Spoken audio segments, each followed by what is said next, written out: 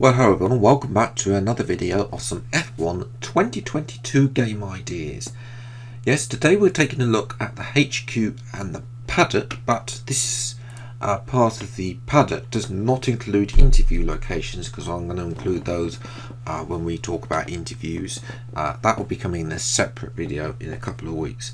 But yes, just in general, what the HQ and Paddock, because to be fair, well, the fact of the matter is there should be probably a lot more stuff to do with the Paddock and the HQ as well. Now around the Paddock, I think one of the big things that I think that is missing is the hospitality suite, and maybe also but also we had, of course, in Breaking Point we had that little room where they had obviously I was hoping that you'd be able to customize that room in Breaking Point in future areas. Breaking Point was last week's episode in case you missed that one. But anyway, I think that we if not, then a 2017 style hospitality suite, just somewhere so that you're not seeing the same old boring either the HQ with your livery on, or all the workstation. Those are the two boring areas, and they need to be brightened up a bit. There needs to be more Codemasters, especially the fact that we're going on to next gen now. The fact that the stuff that they provided for the HQ and the Paddock is poor as well. So hospitality suite may be the room like they had on Breaking Point, where maybe you could customize that room and grow, and then obviously in future years, as of course the technology Codemasters grow that room, they could add other rooms as well, potentially around the hospitality suite as well.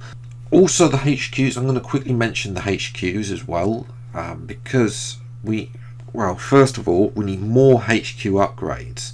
Like in my team career mode, and we're in season 2, I've leveled up level 2, and if I didn't have resources on reduced or normal, then I could probably upgrade those. Without the sliders, I would probably be on level 3 by now. So yes, it's taken a little bit longer, but I'm going to be on probably maxed out on pretty much most of the HQs by probably reaching level 3. Pretty much by season 3, should I carry on, which I won't be doing obviously, but I think that we need more levels to upgrade, and maybe more to upgrade, because there's only those 4 categories that you get to upgrade for each one. So maybe we also see the events as well. So obviously you get the durability team equipment event, which is an event rather than being part of an HQ upgrade. So there's stuff that needs to be sorted out from my team to the upgrades.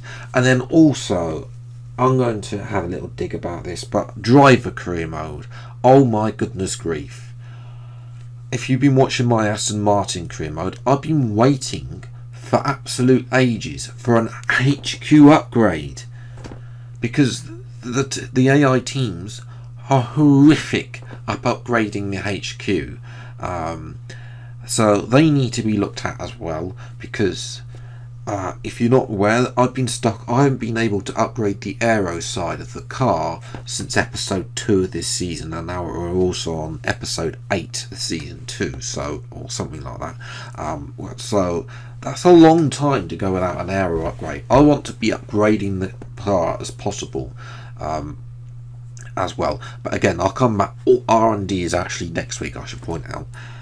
And also more HQs. Maybe we need to split out the facilities, like a bit like Motorsport Manager, because obviously this is the only real game that we've got to compare against. Like the brakes could have their own facility, a telemetry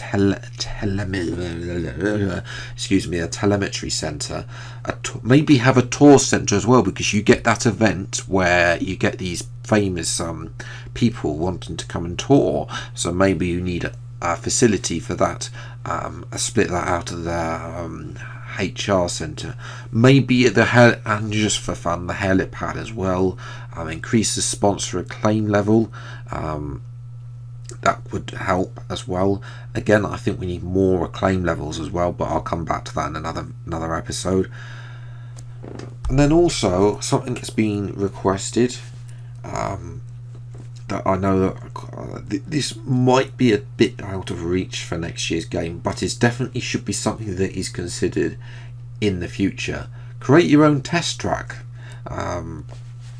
as well, and then also maybe add it to the calendar. Like, for example, Ferrari had Mugello added to the calendar last year, so maybe that you get an offer from the FIA, and maybe that's a little bit more revenue that you get as well from that as well. So you're obviously getting revenue from the FIA. You'd probably get track sponsors as well, so maybe your sponsors would pay a premium fee to be the track sponsors as well at that event. Stuff like that. Again, there'd probably be a slight issue about marketing, so you probably have to have F1 sponsors on the track as well, like they normally do, but then you'd have the additional local track sponsors added on to that as well. And maybe you could maybe you'd have some like negotiation with your title sponsor to title sponsor the race in addition to title sponsoring your car.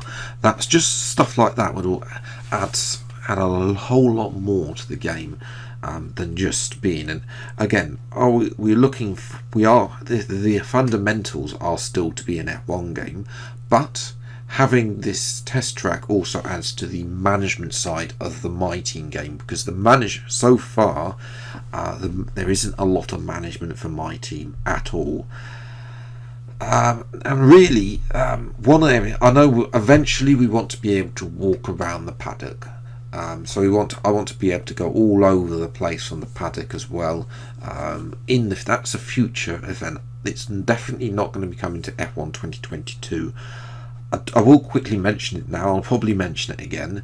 Obviously, the engine that drives the game is up for renewal, and I hope that they just get rid of the Ego engine and just go for the Frostbite engine now that EA are in charge, because the Frostbite engine is 1,000 times better than Codemasters' own game engine. So that's hopefully we'll be able to carry more stuff and be visually better. As well, because as I said before as well, Forza Horizon 5 is coming out, and that game already looks beautiful, and that's only from through the trailers. But yes, one place, however, that I think this should be added is the agents or PR's office. Now, obviously, unfortunately, Emma's office got deleted on F1 2021 because they got away of cutscenes got deleted from the game, so there aren't any cutscenes in career mode anymore, which we want them back. But we also need her to have a permanent office. Now, I don't mean to say that she has to be floating about. Does she really need to be at every Grand Prix? Maybe you'll have like an agent, then you'll have a PR person, or maybe the team's PR person that relates to you, and obviously the emails, the system that was put in for Breaking Point should also be carried across to the other career modes, I should point out. And then also you might get some social media backlash, etc., and build the story off that as well. That'd be quite sick to see as well. But definitely see the PR's office. We saw it briefly in F1 2019, a proper office, not just something that's in the back of the hospitality suite. That's the kind of agent's office that I think we probably will want to see, and we need to have that like during the when you're contract negotiating, etc. At least the contract negotiation should be taking place in that office, not in the workstation, effectively. So yes, those are my things that I'm going to mention about the HQ and Paddock. Again, obviously, as I said, the big thing we will want to do in the future The idea is to be able to have a free roam around the HQ, the paddock, and do absolutely everything, but we're not there yet. Maybe have a few more cutscenes around the HQ is something else that potentially could be added, as opposed to just having these blank these slight animations that we have now for each of the HQ levels. But if you've got anything else you want to add, then mention in the comments below. If you are new around here, then please do get subscribed for weekly F1 2022 game ideas and other F1 related gameplay content. But until the next video, then I'll see you next time. Take care, thanks so much for watching, enjoy your day, and goodbye.